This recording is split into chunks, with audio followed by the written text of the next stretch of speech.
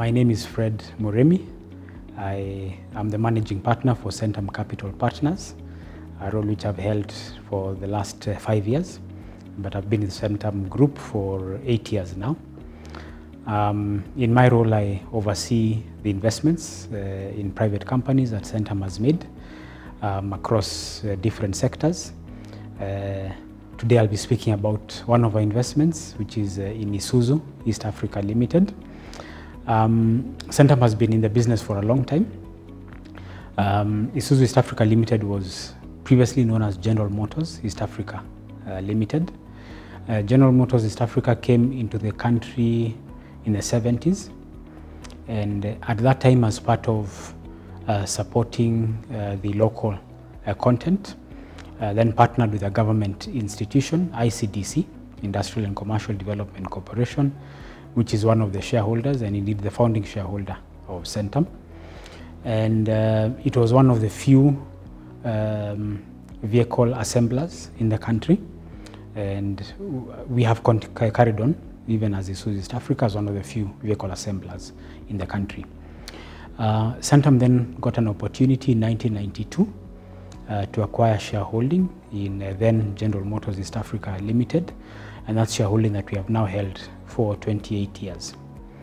In that time, we've seen many changes coming through in the country from when we were a closed economy, and there are hardly any used vehicles coming into the country. And then with the liberalization in the 90s, we then saw the importation of used motor vehicles being allowed more into the country. And of course, for Isuzu East Africa, or General Motors East Africa as it then was, that meant increased competition, not just from local vehicle assemblers, but also now from used cars. For Centum, even through all those changes that we're going through in the country, we continue to hold our shareholding in the company and to support the business through these changes. I think a more recent change that came through was also in the company itself, where the founding shareholder, controlling shareholder at the time, General Motors Corporation from the US, then was exiting the business, which was part of their worldwide. Worldwide, they were retreating from their export markets to concentrate in the US. And as part of that transition, we then had Isuzu Motors Japan express interest to come in as the controlling shareholder. With a transition in a controlling shareholder, there's always anxiety at management level, in some cases even anxiety with customers. What does it mean for the products that I have brought from you? Will I still continue to get the same level of support? And of course, even for us as minority shareholders in the business, there is also concern, what does this new shareholder bring onto the table? And through a series of many discussions with Isuzu Motors Japan, one of the things that they actually asked us as Isuzu Motors Japan was that in as much as we're coming in as controlling shareholder, they needed to have strong local institutions carry on with them in the business. And so they prevailed upon us as Centum not to exit together with General Motors, but to remain behind and see this transition through, and we continue growing the business. For the most part, 2010s, early 2000s, Isuzu has been the leading motor vehicle assembler and distributor in the country, always having a market share of 35% or so, which put it in the #1 position of all new vehicle sales in Kenya. In various segments, we have actually seen that market share increase. Overall, we've seen the market share increase to 46% of all new vehicles sold in Kenya. In some other segments, if you look at the minibus segment, we actually have a 60% market share, which is quite huge. That means for every 5 minibuses sold in Kenya, new minibuses sold in Kenya, 3 are from Isuzu. And if you're driving around the roads of Nairobi, of Kenya, you'll definitely see the Isuzu minibuses, the school buses. Many times we are going to be Isuzu. You'll also see the pickups, both the single cabs and the double cab pickups. And all that is a result. The work that has had to go into it is quite a bit. Number one, and for us, of course, we sit on the board, ensuring that there's a strong management team has been key. And even through the transition that I spoke about from General Motors to Isuzu Japan, we were able to retain the management team that was there, because this is a team that we had invested in over time. They knew the market locally, they knew the customers, and so one of the things was to just give assurance of stability to the management, and they have stuck with us through this transition. Second then was also to come up with a very clear medium-term plan. So a 5-year strategy, where are we taking this business? So we dissected the business across the different segments that the business is in, the minibus, the pickups, the lorries as well, and identifying very clearly where are the areas that we want to grow. And then also just empowering the management with all the support they need, marketing, connections, whatever that they require to be able to achieve those targets. The other is, of course, it's a very capital intensive business. So just ensuring that the business is well funded, has a good balance sheet to be able to support the orders as we are processing them and putting out vehicles into the market. We require working capital in the billions. So just ensuring that the business is well funded at all times, which has meant that as shareholders, ensuring that we don't take out all the profits and kill the business. Also ensuring that we have good relationships with the local banks, local financiers, to be able to support the working capital facilities of the business. The third area is then also with the customers, just being in touch with the customers. Isuzu distributes its vehicles through appointed distributors. They also, of course, had their concerns when you're going through the transition from General Motors to Isuzu Japan. And let's give them the assurance that their business is safe, their distribution business is safe. You know us, you know Centum, we are here on the ground. If you have any concerns in this transition, feel free to reach out to us and we'll manage the process together. So all the distributors that we had with General Motors East Africa continued with us in Isuzu. Then also through them and get in touch with the customers, the actual users of the vehicles, just continuously getting their feedback on the products. And that has been a very important process because we are constantly modifying the vehicles to suit local market and local conditions, because a vehicle designed to drive in, say, Japan or the United Kingdom faces very different conditions, from weather, the nature of our roads. Even the drivers are very different. So just ensuring that we are constantly listening to market feedback. And so you'll always be seeing new models coming out into the market. And that is all because we're in touch, very close in touch with our customers. So you'll see, if you're ever in Isuzu, you'll actually see a lot of the team is purely local. So just to ensure that we're keeping very close touch with our customers. So for Centum, we've seen this business through very many cycles. One of the big risks that the business faces is, of course, regulatory change. I mentioned let me say regulatory and policy change.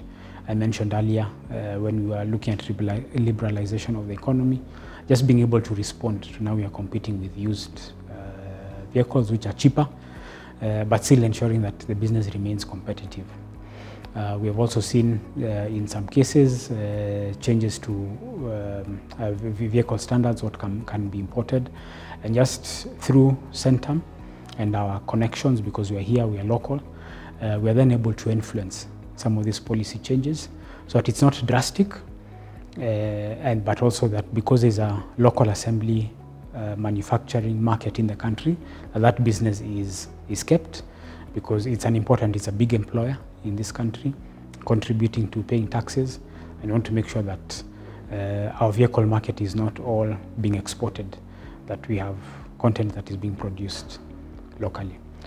So in that time we have seen our revenue grow, we've seen sales grow, we've seen our market share increasing. And that has been because of all these efforts, working together with the management, with the controlling shareholder, ourselves on the board together with the other directors and shareholders, all pulling in the same direction.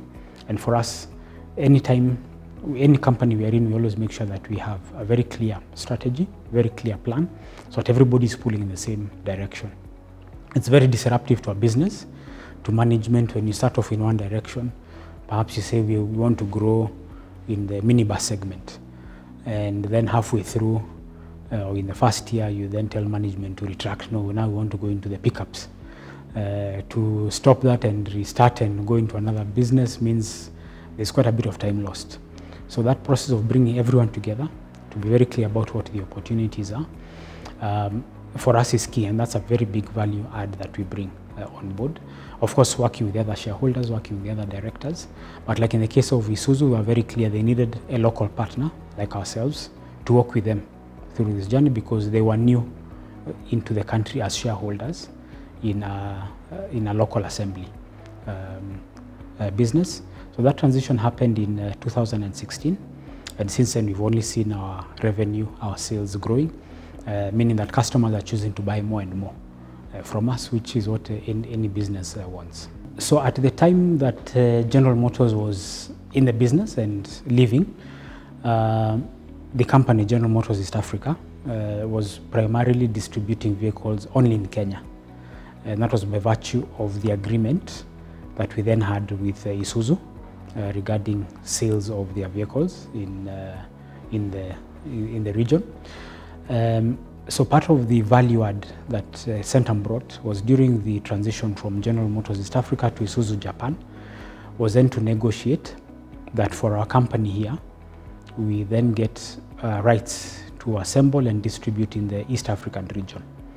And so we then entered into a new 10-year agreement with Isuzu East Africa and Isuzu Japan that would see us then have the right to distribute, assemble and distribute vehicles in Kenya, Uganda, Tanzania, Rwanda, and Burundi, which for us was key, because those were new territories for us. It gives us a lot of opportunity now to expand our sales even further, and taking what was purely a Kenyan company to now becoming an East Africa platform. And so in the context of the next 10 years, that is a market that is open, and that's something that we're able to sit and negotiate with Isuzu, which we're able to do as a local partner in the business to secure that, which was a big win for the business. And right now we are starting to see sales coming through from the region, but I think we're only scratching the surface as far as the region is concerned. Kenya still continues to be a dominant market where we are growing, but of course there's a lot more opportunities looking at all the 5 countries in total. And perhaps even the next 10-year agreement that we get into now, we might be talking of a much larger region, maybe Central and East Africa, because what we've been able to show is that the management team here, the shareholders, have the capacity to support a business that is growing, and just help the business to ensure that we're capturing all the opportunities that are in the market. For us at the board level, the first and most important part that we play at the board level is just ensuring that we have a very clear strategic plan, and we always plan in 5-year cycles. So making sure that everybody is clear, from the shareholders to the directors to the management, that this is what we are looking to do and this is what we are looking to achieve. In the case of a business like Isuzu, which is a very capital intensive business, then ensuring the business has the capital to fund this growth plan. And if there's any need for new capital to come in, either equity or debt, then supporting the business through that process of capital raising. So that's the key. The second area where we add value to the board then now is in monitoring the performance, because once it's clear and this is what we are looking to achieve, then through frequent interaction with the management, both formally in board meetings and also informally, then tracking the performance to ensure that we are not deviating, the results are as projected. But just given the vagaries of doing business, you don't always achieve the results as expected. And so that's where now we come in as a local partner to see what are the steps, what are the interventions that we need to make so that we are then able to come back to the strategic plan that we had set out. And it's various. Sometimes it's just pushing new products. Sometimes it's extending favorable terms to certain customers. Other times it could be policy changes which are required. Other times it's just business opportunities where, because again we are here on the ground, the market knows us, so constantly pitching. We have related businesses which are also customers of Isuzu. So we're able to bring all that together to make sure that we always come back to the plan that we set out at the board level. The third then is then supporting management. So as they go through their decisions, as they go through executing the plan, just giving them the confidence that knowing that the shareholders are behind them, just gives them that extra boost of confidence. We also give our management teams in the companies that we are in, we also give them the latitude to operate, and we judge them based on the results. So we don't interfere with operational day-to-day decisions, so they have the latitude or as far as operational matters, day-to-day decisions are concerned. Ours is at more strategic, so for the management, just having that confidence that there's a shareholder behind them who is backing their decisions, and if there's need for intervention, will come in. I think is something else that we're able to add value to the business and to the management team as well. So like I mentioned, Isuzu and any vehicle assembly business is a very capital intensive business. So the need for cash is quite high. In terms of working capital support, we are always looking for financing to support the working capital cycles. And it's very easy to then get into a position where a business looks at the cash they have on hand and then decide to pay out in form of dividends to give returns to shareholders, and which could be a very quick win for shareholders. It means that then in that year you have money in your pocket and you are smiling all the way to the bank. And we found ourselves in that position not too long ago. But then we made the decision at that time, we're not going to have any extraordinary payout of dividends or returns to shareholders. Instead, because the working capital cycle did not require huge amounts of debt at the time, then we were actually going to pay down all the debt. And we did that. Thankfully, when we made that decision, and this was maybe about a year to two back, and given the current situation we are now in with COVID, the business has been very well protected during this crisis because we haven't had a strain of having debt on our back in our period when there was an initial slump in economic activity. We've seen a number of other businesses across the country struggle and having to have their loans restructured. That puts quite a bit of pressure on the business, on the management team, and even just giving freedom for people to think clearly is reduced because of this strain that our business is under. So as shareholders, as the board, we made the decision, let's pay down the debt. We of course didn't know that COVID was coming at the time, but I think the decision has paid off because even in this cycle, as economic activity picked up, we saw our sales come through strongly. We have been able to support, as customers have placed orders for their vehicles, we've been able to support and deliver vehicles. And so now, right now, even in the middle of this crisis, our sales have gone back to the level they were even before Corona. And that's without having to borrow more or to negotiate with the lenders to extend credit, because we had been very prudent with our cash. We'd be very prudent in terms of returns to shareholders, so not focusing on the quick wins, i.e. looking for a quick payout in 1 year, but focusing on the long term. So building value for the long term is something that we focus on quite a bit, which in this particular case was about making prudent decisions with our cash and our debt position.